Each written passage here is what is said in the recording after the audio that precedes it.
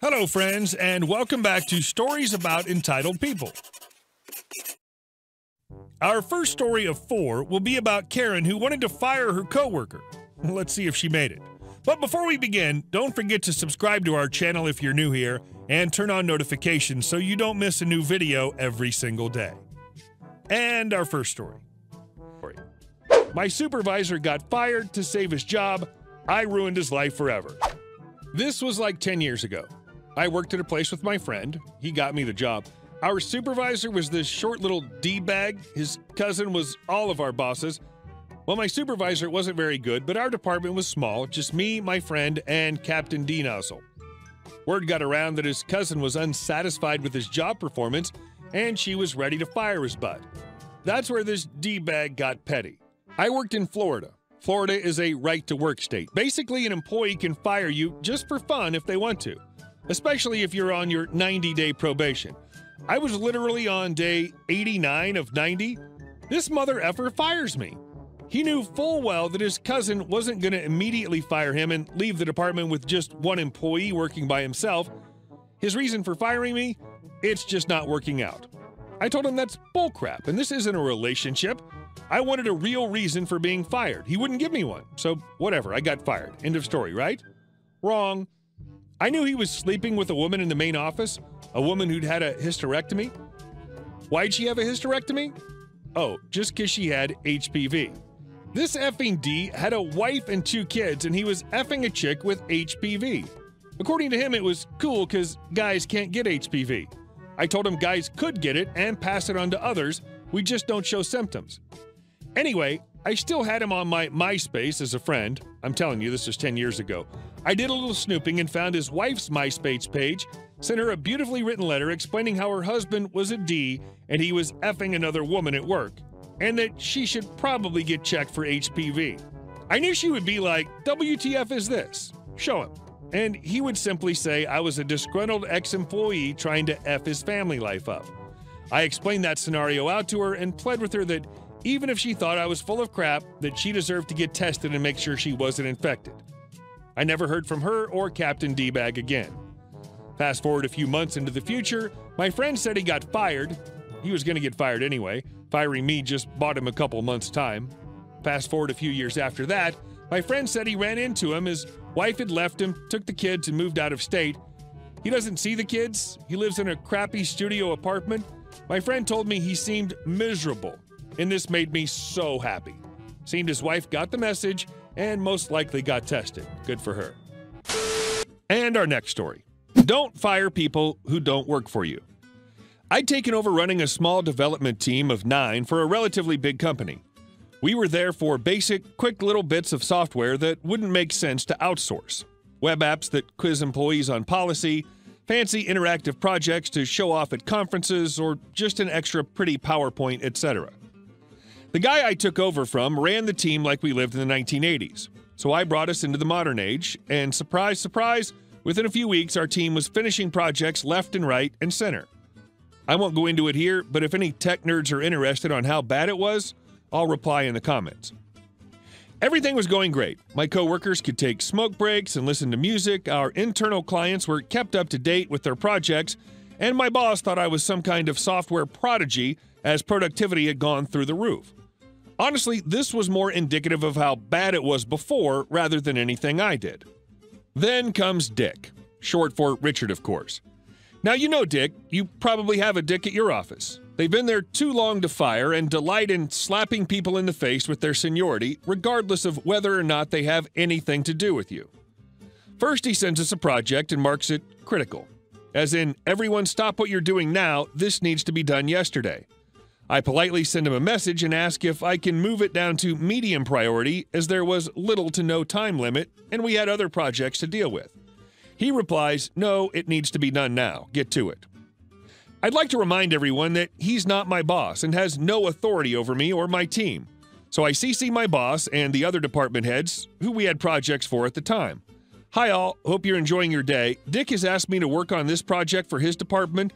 However, he wants it to be done now, which would delay your projects. Would that be okay with everyone?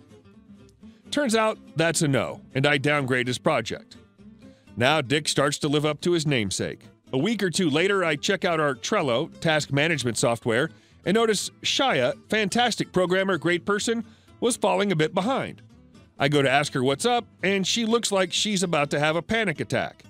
I ask her what's wrong, and it turns out Dick had threatened to fire her if she didn't start working on his project immediately. I calm her down, let her take a break, and tell her to start working on her regular projects and to send Dick to me if he gets uppity. I then fire off an email to Dick and my boss, reminding him that 1.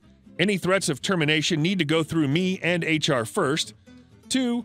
Who works on what projects and when is determined by our schedule and myself.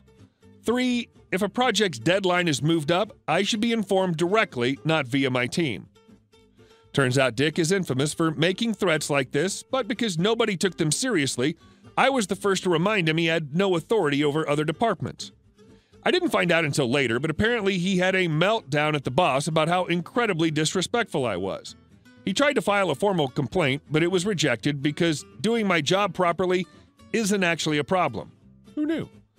At this time, I accepted a better job and was going to put in my notice, but I wanted to wait until after our latest project. Let's call it the Ninja Report was done, and it was a big deal to my team. This Ninja Report was part of a presentation by a company bigwig, boss's boss's boss, and was marked critical, so all of us were working hard to make sure we did a good job and got it in on time. Now, finally, we get to the revenge. So I'm plugging in a switch under the desk when someone taps me hard on the shoulder. "Just a minute, mate." I stand up and stare directly into the red face of Dick, erect with fury and ready to expel his rage all over the office. "I'm not your mate. You need to learn your place in this company. Blah, blah, blah." As this grown man is screaming at me in full view of my team, it suddenly dawns on me that I get severance, have another job lined up, and really have no reason to deal with this. "I want my project done now," he continues to yell. Now, I could have told him about the Ninja Report. I could have said a lot of things, but I just smiled, looked him in the eyes, and said, "As long as I'm working here, the schedule isn't changing." Predictably, Dick responds, "Then you're fired." I grab my things and leave. As I'm leaving, one of my team comes up, looking like a deer in the headlights, and asks what they should do. Easy. First, I want everyone except you to stop working on the Ninja Report. Second, at the end of the day, send an email to the boss and the bigwig, let them know what happened, and explain that the Ninja Report is going to be a week late. See y'all for drinks on Friday. I wake up bleary-eyed the next day to a "Call me. Hello, boss? Hi, look, I'm sorry about what Dick said. He doesn't actually have the authority to fire you, and the Ninja Report can't be late. We need to fix this."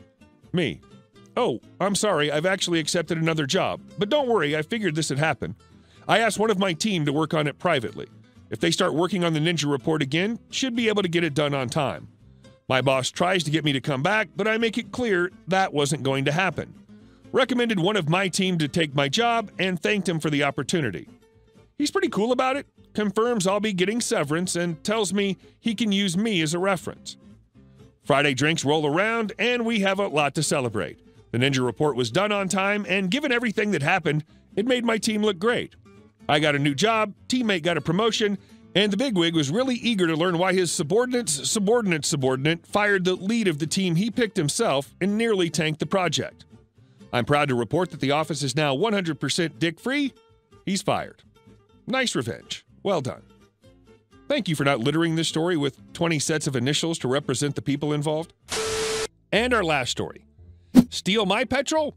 Pay thousands of euros. Background. So I have an a-hole neighbor and his crap-stained family who we always have problems with. When I'm done, I'll add some other shenanigans.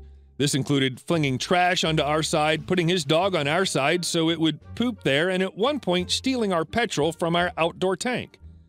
Now, on with the story. The problem.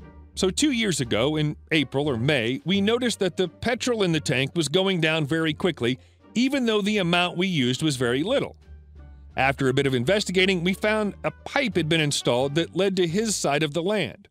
Recently, he got this huge new car that obviously needed a bunch of gas, and it seemed that along with some being used overtime, there were huge amounts used every week, so he was presumably filling his car.